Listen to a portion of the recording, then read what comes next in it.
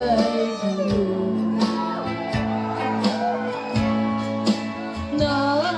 bay ngấu mây làm thiên nghe xe giờ chơi nước chơi chịu để mong sẵn giờ mây nắng ngủ xa ta nề ngô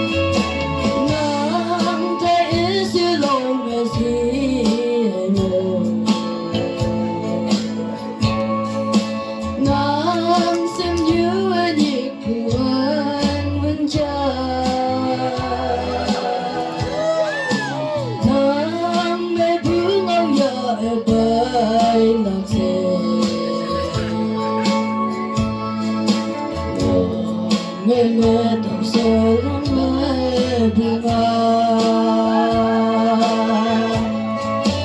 nam mẹ chơi buông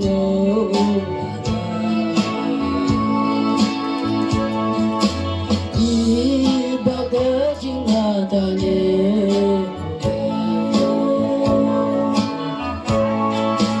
nam ngâu thứ đang ngồi đời bắc lên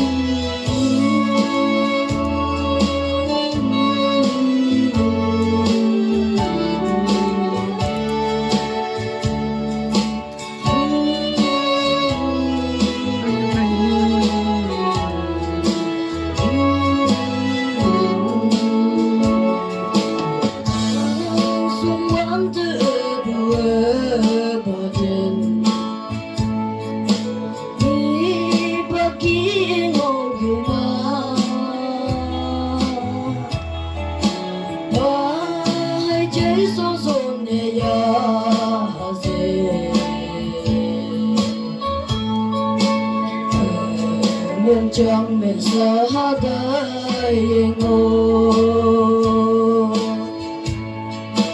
ơi thứ mang tiền từ lại